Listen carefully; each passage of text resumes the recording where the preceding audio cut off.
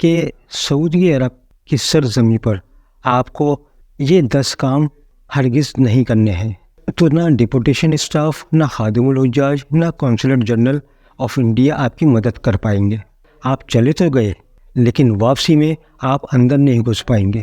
تو وہ آپ کو اپنی کہانی بتائیں گے کہ میں حج کرنے آیا تھا، جدہ ایئرپورٹ یا مدینہ ایئرپورٹ پر ایکس رے میں آپ کے سامان کو پکڑ لیا جائے اور پھر ایک نیا مسئلہ کھڑا ہو جائے گا۔ یہ سب فراڈ ہے، آپ سے پیسے لے جائیں گے، پھر آپ کی کال بھی نہیں اٹھائیں گے۔ ایک بار پھر اس ویڈیو میں آپ کا میں خیر مقدم کرتا ہوں۔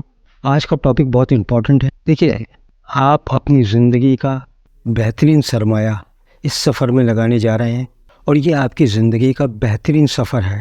سفر بہت کیے ہیں لیکن یہ آپ کی زندگی کا سب سے بہترین اور پاک اور صاف سفر ہے۔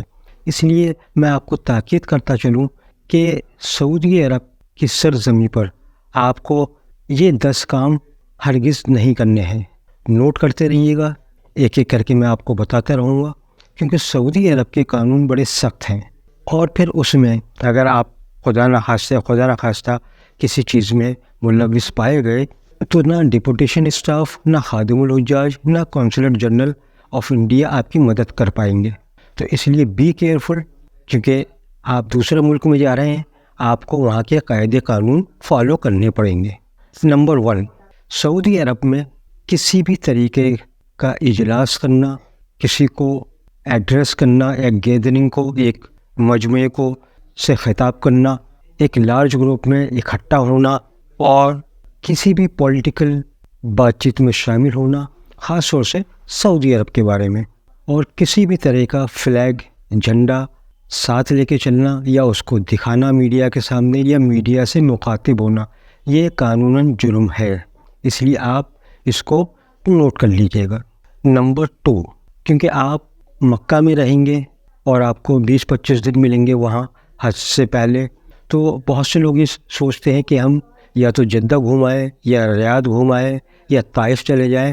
تو میں آپ کو بتاتا چلوں، یہ کام کبھی مت کیجیے گا حج کمپلیٹ ہونے سے پہلے، کیونکہ جب تک حج نہیں ہوتا اس سے 1 مہینہ پہلے مکہ کو چاروں طرف سے چیک پوائنٹ بنا دی جاتے ہیں، اور پھر اس میں بغیر کسی اقامہ کے یا بغیر پاسپورٹ کے یا بغیر حج پرمٹ کے پرندہ بھی پر نہیں مار سکتا، کیونکہ ان کے قانون میں نے بتایا بہت سخت ہیں۔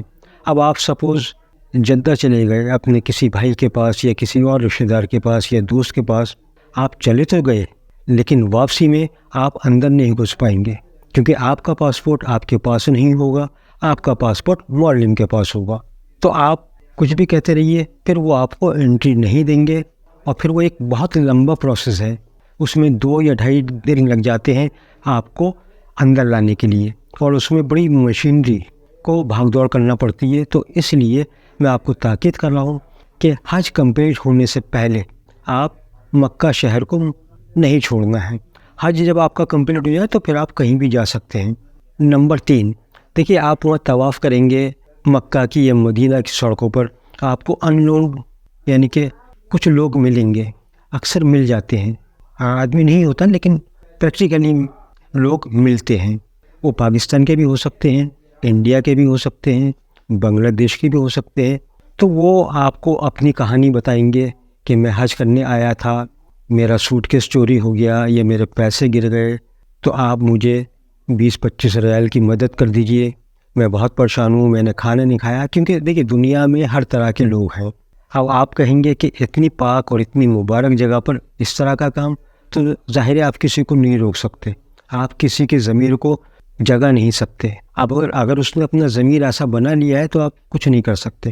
تو ایسے لوگوں سے احتیاط کیجیے گا، کیونکہ یہ سب وہ لوگ ہوتے ہیں جو پاکستان کے یا انڈیا کے یا بنگلہ دیش کے ہوتے ہیں، اور وہیں رہتے ہیں، اور حج کے زمانے میں سیدھے سادھے حاجیوں کو پکڑ کے یہ اپنی کمائی کا دھندا بنا لیتے ہیں۔ تو ان چیزوں سے ہوشیار رہیے گا۔ نمبر 4، اپنے لگیج میں کوئی بھی ایسی آبجیکشنیبل چیز آپ لے کر نہیں جائیں گے جس کو ایئر لائنس یا سعودی گورنمنٹ بین مانتی ہے، جیسے تمباکو، گٹکا، سگریٹ، خشخش، سفید ناریل، سگریٹ، لائٹر، تیل، کوئی لیکوڈ فارم میں کوئی بھی چیز، ای سگریٹ، یہ سب لگیج میں الاؤ نہیں ہے۔ اور سختی سے منع ہے. ایسا نہ ہو کہ آپ یہ سب چیزیں نظر انداز کریں اور لے جائیں اور پھر جدہ ایئرپورٹ یا مدینہ ایئرپورٹ پر ایکس رے میں آپ کے سامان کو پکڑ لیا جائے اور پھر ایک نیا مسئلہ کھڑا ہو جائے گا. آپ کی وجہ سے دوسرا حاجی سفر کریں گے، کیونکہ آپ ڈیلے ہوگا آپ کا تو دوسرے کو بھی پریشانی ہوگی. تو اس لیے ایسا کوئی کام مت کیجیے گا. جو آئٹم نہیں لے جا سکتے اس کو آپ مت لے جائیے. دوسری بات، ہینڈ بیگ میں کوئی شارپ چیز، لیکوڈ آپ نہیں رکھیں گے. کینچی، چھری، سوئی یا کوئی ایسی شارپ چیز. پاور بینک آپ کو ہینڈ بیگ میں رکھنا ہے اگر آپ لے کر جا رہے ہیں. نمبر 5، اپنے قیمتی سامان کی حفاظت آپ کو خود کرنی ہے. جبکہ وہاں چوری نہیں ہوتی ہے لیکن پھر بھی آپ کو احتیاط کرنا ہے اپنے قیمتی سامان کے. کیش ہو، آپ کے کوئی امپورٹنٹ ڈاکیومنٹ ہو، گولڈ ہو یا لگیج میں اور کوئی امپورٹنٹ سامان ہو تو اس کی حفاظت آپ کو خود کرنی ہے. نمبر 6، آپ کو اپنا ٹائم کوکنگ میں، ایک دوسرے سے بات کرنے میں اور شاپنگ میں زیادہ برباد نہیں کرنا ہے. کیونکہ اکثر میں نے دیکھا ہے کہ حاجی صاحب وہاں لیڈیز کو لگا دیتے ہیں کچن میں، کھانا بناتے رہیے، یہاں بھی کھانا بناتے رہیے، وہاں بھی کھانا بنوا رہے ہیں. وہاں جس کام کے لیے لے کے گئے ہیں وہ آپ ان سے کام کروائیے. ایک بار میں کمرے پہ وزٹ کر رہا تھا تو میں نے پوچھا کہ حجن آپ کب سے نہیں گئی حرم؟ تو بولے ہمیں 8 دن ہو گئے. واللہ، یعنی جس کام کے لیے آئے وہ تو کر نہیں رہے، لیکن کھانا روزانہ 3 وقت کا بن رہا ہے، ناشتہ بھی بن رہا ہے اور عجیب عجیب چیزیں بنواتے ہیں لوگ. کڑھی بھی بنے گی، دنیا بھر کی چیزیں بنواتے ہیں. تو ایک تو کھانے پکانے میں ٹائم برباد مت کیجیے گا اپنی حجنوں کا، شاپنگ میں کم ٹائم لیجیے گا، اور دوسرے ایک دوسرے سے نیچے ریسیپشن پہ بیٹھ جاتے ہیں اور گپ شپ شروع ہو جاتی ہے، پھر اس میں جھوٹ نکلتا ہے، ادھر ادھر کی باتیں ہوتی ہیں. تو ان چیزوں سے بچیے گا. 7ویں چیز، سڑکوں پہ بھاگیے گا مت، ایک دوسرے کو دھکا مت دیجیے گا، پش مت کیجیے گا، کسی کو آگے دھکا مت دیجیے گا. کیونکہ طواف میں آپ اکثر لوگ یہ کرتے ہیں کہ ایک دوسرے کو پش کرتے ہیں کندھے سے یا ہاتھ سے. یہ نہیں کرنا ہے آپ کو، نہ سڑکوں پہ، نہ بس میں چڑھتے وقت، نہ ٹرین میں چڑھتے وقت. کیونکہ آپ ایک بہت مبارک سفر کے لیے گئے ہیں، اس لیے آپ کو بڑے اطمینان سے ہر کام کرنا ہے. آپ کو آپ سے کسی کو تکلیف نہیں ہونی چاہیے، یہ ذہن میں رکھیے گا. نمبر 8، عمرہ کرنے کے بعد، یہ خاص طور سے میں نے دیکھا ہے حج کرنے کے بعد لوگ ایک دوسرے کا حلق کرتے ہیں، ایک دوسرے کے بال کاٹتے ہیں. خدا را ایسا مت کیجیے گا. ایک تو گورنمنٹ آف سعودی عربیہ اس چیز کی پرمٹ نہیں کرتی، دوسرے گندگی بہت ہوتی ہے، اور تیسری سب سے بڑی بات یہ کہ کٹ اتنے گہرے گہرے لگ جاتے ہیں ایک دوسرے کے سر پر کہ بلیڈنگ ہوتی ہے. تو جہاں آپ 4 لاکھ روپیہ 5 لاکھ روپیہ خرچ کر رہے ہیں، وہاں 5 ریال یا 10 ریال کے لیے آپ اپنے سروں پر اتنے گہرے گہرے زخم کروا لیتے ہیں ایک دوسرے کو. بس سوچ ہے یہ. تو ان چیزوں سے بچیے گا. جو بھی آپ کو آئی کارڈ ملے حج کمیٹی آف انڈیا کی طرف سے، معلم کی طرف سے، برانچ آفس کی طرف سے، بس اسٹینڈ کی طرف سے، مینا کا کیمپ ملے، مینا کیمپ کا آئی کارڈ ملے، عرفات کا ملے، یہ سب آپ کو اپنے گلے میں ڈالنے، اور جو ہاتھ میں پہننے کے وہ ہاتھ میں پہنے رہنا ہے. ان کو بالکل مت اتاریے گا، کیونکہ اس کے نقصانات کیا ہوتے ہیں میں آپ کو ابھی ایگزامپل دے دیتا ہوں. ایک حجن اور ایک حاجی اپنا سب سامان اتار کے کمرے پہ رکھے ہوئے تھے اور حرم شریف چلے گئے. وہ اپنی بیٹی کے ساتھ تھے. اب نماز کے بعد اتنی بھیڑ ہوتی ہے کہ بیٹی بچھڑ گئی، اور وہ دونوں حجن اور حاجی 80+ تھے، وہ وہاں بیٹھ گئے. کیونکہ ہم لوگ جیکٹ پہنے ہوتے ہیں تو لوگ پہچان جاتے ہیں کہ یہ انڈیا کے ہیں. تو ایک کسی دوسرے ملک کا خادم الحجاج تھا، اس نے مجھے دیکھا، اس نے کہا کہ یہ انڈیا کی حاجی ہے اور یہ بہت دیر سے پریشان ہو رہے ہیں. میں نے ان سے پوچھا، میں نے کہا حاجی صاحب آپ کس بلڈنگ میں رہتے ہیں؟ انہیں بلڈنگ نمبر یاد نہیں. کس بس میں سفر کرتے ہیں؟ ان کو یہ بھی یاد نہیں. میں نے کہا کوئی آئی کارڈ ہے آپ کے پاس؟ کوئی تو کچھ بھی نہیں تھا ان کے پاس. چپل بھی ان کے پاس نہیں تھی، کیونکہ چپل جس تھیلے میں رکھی ہوئی تھی وہ ان کی بیٹی کے پاس تھا. تو میں نے پوچھا کہ آپ بس میں کس جگہ سے بیٹھتے ہیں؟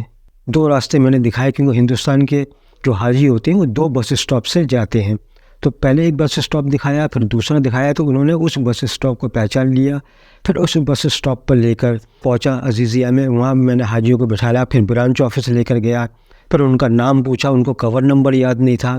تو میں برانچ آفس چھوڑ کر ان کو چلا آیا، اور اس پورے پروسیس میں مجھے 3 گھنٹے لگے. اور پھر وہ حاجی اپنی بیٹی سے کتنی دیر بعد ملے تو وہ ایک الگ ایشو تھا. تو اس لیے خدا را جو بھی آئی کارڈ ملے وہ آپ اپنے پاس سنبھال کے رکھیے گا. اپنی بلڈنگ کا فون نمبر لے لیجئے گا، اپنے برانچ آفس کا فون نمبر نوٹ کر لیجیے گا، اور جو آپ کے کور میں جو بھی لوگ ہیں ان کے سب کے موبائل نمبر آپ کے پاس موجود ہونا چاہیے۔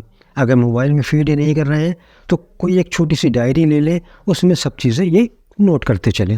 نمبر 10 جو بہت امپورٹنٹ ہے، اگر آپ نے ادائی کوپن حج کمیٹی کی طرف سے آپٹ نہیں کیا ہے، یعنی کہ قربانی کے پیسے اگر آپ حج کمیٹی میں جمع نہیں کر رہے ہیں، تو پھر آپ کو سعودی عرب میں جا کر ادائی کوپن لینا پڑے گا۔ لیکن میں آپ کو تاکید کرتا چلوں کہ کوپن ان اتھرائز بینک سے لیجیے گا جن کو سعودی گورنمنٹ اتھرائز کرتی ہے۔ Number 1 IDB bank, number 2 Al Rajhi bank, number 3 Al Bilad bank, number 4 سعودی پوسٹ۔ یہ وہ اتھرائز بینکس ہیں جن کو سعودی گورنمنٹ نے اجازت دے رکھی ہے کہ وہ قربانی کے کوپن ڈسٹریبیوٹ کریں۔ ایک کوپن 720 ریال کا ہے، انڈیا کے حساب سے قریب 16,500 روپے کا۔ دوسرے ایک وہاں مدرسہ سہولتیہ بھی ہے جس میں لوگ جاتے ہیں، میں اس کی تاکید نہیں کر سکتا، نہ میں ریکمینڈڈ کروں گا اس کو، کیونکہ وہ ایک پرائیویٹ مدرسہ ہے۔ کتنا اتھینٹک ہے مجھے نہیں معلوم، کیونکہ میں کبھی اس طرف نہیں گیا، میں نے ہمیشہ ان بینکس میں ہی پیسے جمع کیا۔ دوسرے آپ کو اویئر رہنا ہے، وہاں بلڈنگس میں سڑکوں پر آپ کو لوگ ملیں گے کہ آپ کو قربانی کروانی ہے، 500 ریال میں ہو جائے گی اور ارلی مارننگ ہو جائے گی، آپ کو زیادہ انتظار نہیں کرنا پڑے گا۔ تو میں آپ کو تاکید کر دوں، یہ سب فراڈ ہے، آپ سے پیسے لے جائیں گے، پھر آپ کی کال بھی نہیں اٹھائیں گے، تو ایسے لوگوں سے بچیے گا، پیسے وہیں جمع کیجیے گا جہاں سعودی گورنمنٹ کہتی ہے۔ تو یہ کچھ پوائنٹ تھے جو آپ کو بتانا ضروری تھا، کیونکہ میں ہی چاہتا ہوں کہ جب آپ جائیں تو پراپر طریقے سے تیار ہو کے جائیں۔